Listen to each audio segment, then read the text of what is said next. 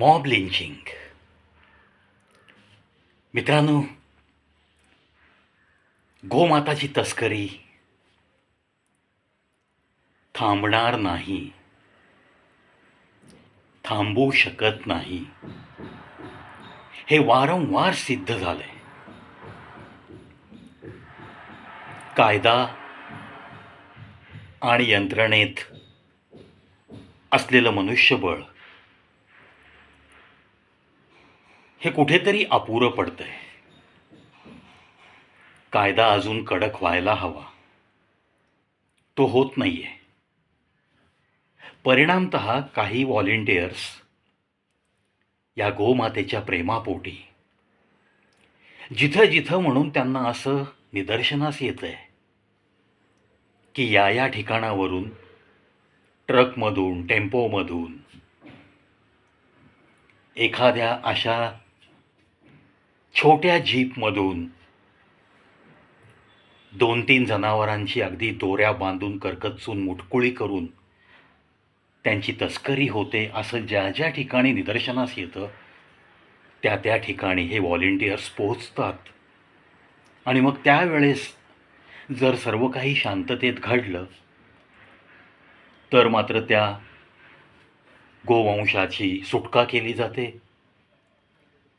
त्यांची अत्यंत हलाखीची परिस्थिती असेल तर त्यांना औषधोपचारासाठी एखाद्या प्राण्यांच्या जवळच्या दवाखान्यात नेलं जातं. त्या जर चालू शकत असतील तर त्यांना योग्य त्या वाहनाने पुन्हा एखाद्या मोठ्या गोशाळेपर्यंत त्यांची रवानगी केली जाते आणि त्यांना नवजीवन बहाल करण्याचा हे व्हॉलेंटियर्स प्रयत्न करत असतात. परंतु या सगळ्या गोष्टी जेव्हा शांततेत घडत नाहीत आणि जेव्हा तस्करी करणारी माणसं पळून जाण्याचा प्रयत्न करतात, उलट या गोमाताच्या वंशाला वाचवण्यासाठी आलेल्या लोकांवरती दगडफेक करतात, हत्याराने वार करायला जातात, त्यावेळेस मात्र 1-2 माणसं वर्सेस त्या गोवंशाला सोडवायला आलेली 10 ते 12 माणसं असा तिथे संघर्ष सुरू होतो. याचा परिणाम कधीकधी मग एखादा पळून जातो आणि एखादा सापडतो. तो या 10-12 लोकांच्या जी काही त्यांची मानसिकता झालेली असते त्याचा तो बळी ठरतो. आणि म्हणून असाच एक अलीकडेच निकाल लागला 6 वर्षापूर्वी. गोतस्करी करणाऱ्या अशा एका संशयिताला अशाच एका ग्रुपकडून मारहाण झाली होती आणि त्यामध्ये त्याला मृत्यू आला होता. 6 वर्षापूर्वीची केस आज सत्र न्यायालयाने आजीवन कारावास अशी त्या 10 लोकांना शिक्षा सुनावली. आता या सगळ्या घटनेचं मूळ कशात आहे तर या गोहत्या बंदीचा कायदा आणि त्याच्या शिक्षांची कडक शिक्षा असायला हवी आणि त्याची अंमलबजावणीसुद्धा प्रत्येक राज्यात सुरू व्हायला हवी. पण प्रत्येक राज्यात होणं अत्यंत कठीण, कारण काही ठिकाणी बीफ हेच अन्न म्हणून गणलं जातं आणि रोज त्याचा आस्वाद घेणारी अनंत मंडळी आपल्याला दिसून येतात. पण काही राज्यांमध्ये गोहत्याबंदी आहे, त्यामुळं मग इतर राज्यातून त्या ठिकाणी हे गोमांस तस्करीद्वारे अनेक मार्ग वापरून पाठवण्याचा प्रयत्न होतो. लखनपूरमध्ये अशी एक ट्रक पकडली गेली की ज्याच्या ड्रायव्हरच्या केबिनच्या मागे जी काही ट्रकची बॉडी आहे त्याला 2 पार्ट केलेले. अगदी ड्रायव्हर आणि क्लीनरच्या केबिनच्या मागं एक पार्ट आणि तो पार्ट बंद करून मध्ये एक पत्रा टाकून नंतर दुसरा पार्ट, अशी एक मोठा ट्रक. कुठून तरी टीप मिळाली की या ट्रकमधून गोवंशाची तस्करी होते. त्यावेळेस त्या ड्रायव्हर क्लीनरनी पहिला कप्पा उघडून दाखवला तर त्याच्यामध्ये पोल्ट्री फार्ममधनं आणलेली अंड्यांचे क्रेटच्या क्रेट भरलेले दिसले. म्हणजे देखावा असा केला गेला की या ट्रकमधून आम्ही पोल्ट्रीमधून अंड्यांची इथून वाहतूक करतोय आणि अंडी वाहतूक करणं हा काही गुन्हा नाही आहे, अशा पद्धतीने त्यांनी सुटका करून घेण्याचा प्रयत्न केला. तथापि मिळालेली टीप अतिशय खात्रीशीर होती.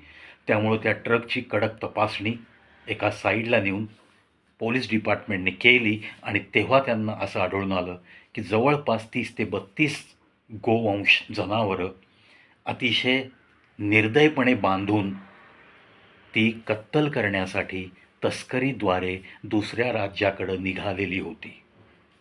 अर्थातच लखनपूर पोलिसांनी सगळा पंचनामा केला आणि योग्य त्या लोकांवरती कार्यवाही सुरू केली, अटक केली त्यांना आणि या 32-34 गोवंशाला नियरेस्ट गोशाळा जी काही आहे तिथं त्यांना पोहोचवण्याची व्यवस्था केली.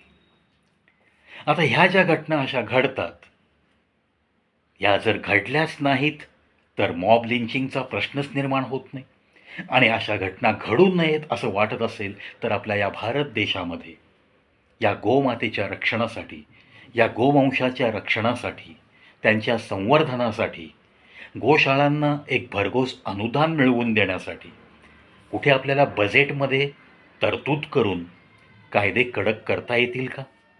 नको ते हजारो कोटी रुपयांचं बजेट नको त्या गोष्टींवरती आपल्या संविधानाचा गैरफायदा घेऊन, गैरअर्थ काढून आर्टिकल 27 ते 30 या सगळ्या आपल्या घटनेतल्या आर्टिकल्सचा जर फेरविचार किंवा नीट इंटरप्रिटेशन केलं, त्याचा जर अर्थ नीट लावून जनतेपर्यंत पोहोचवला गेला तर मला वाटतं या गोवंशाबद्दलसुद्धा कडक कायदा होण्यास कोणीही आडकाठी घेणार नाही.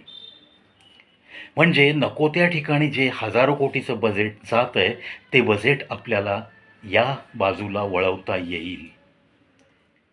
मग तसेच रस्त्यावरच्या कुत्र्यांच्या विषयी अनेक लोकांच्या तक्रारी असतात. आता ही पृथ्वी ही काही कोणाच्या मालकीची नाही आहे. इथे जन्म घेणारा प्रत्येक जीवजंतू या माणसाच्या सोबत इथे राहण्याचा अधिकार मिळवूनच इथं जन्माला आला आहे. तथापि हा माणूस म्हणजे तुम्ही आम्ही आपल्या स्वार्थापोटी अशी अनेक जनावरांची, कीटकांची कत्तल करतो. त्यांना पाळून, सापांना पाळून त्याच्यापासून काही लस बनवण्यासाठी, फायदे मिळवण्यासाठी हा माणूस सतत प्रयत्नशील असतो. अलीकडेच माझ्या वाचनात आलं की काही आफ्रिकन मुंग्यांची तस्करीसुद्धा सुरू झाली आहे.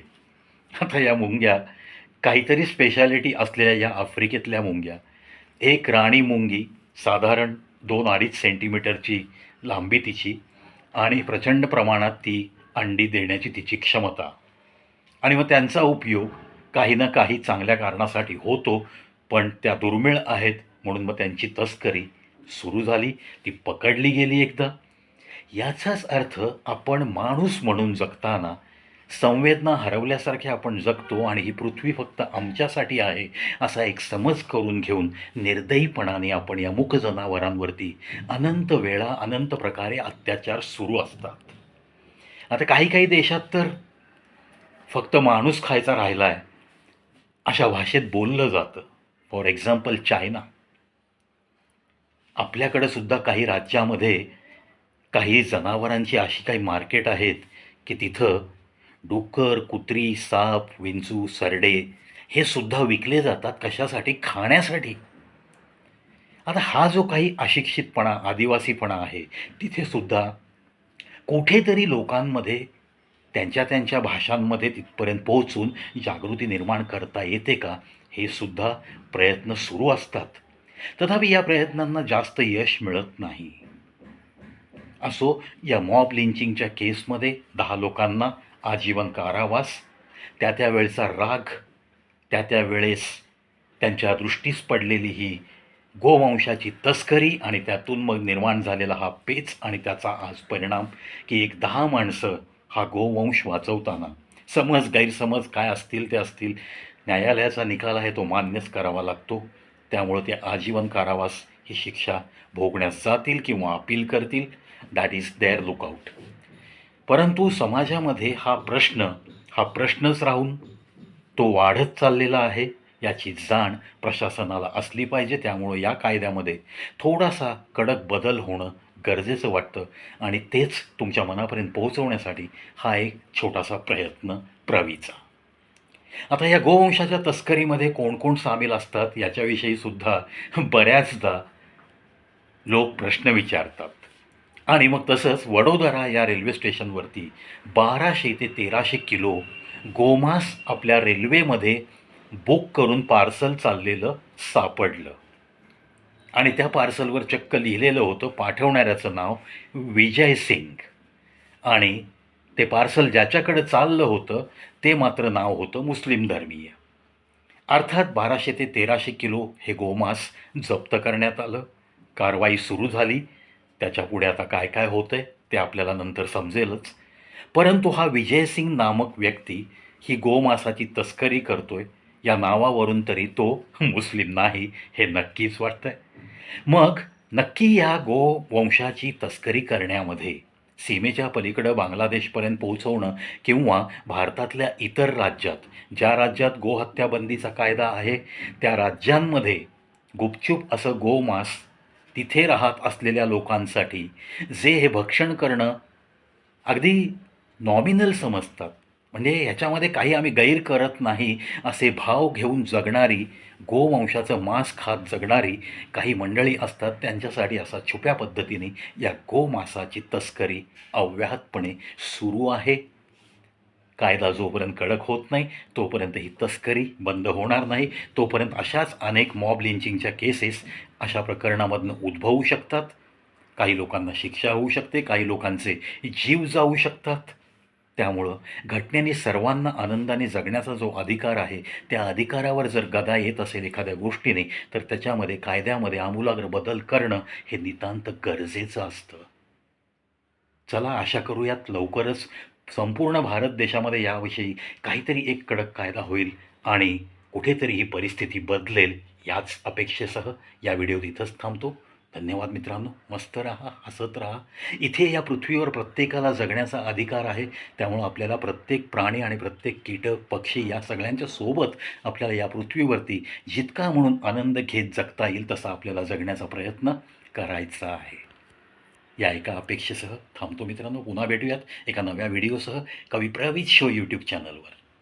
8150 व्हिडिओचा टप्पा आपण लवकरच पूर्ण करतोय. धन्यवाद.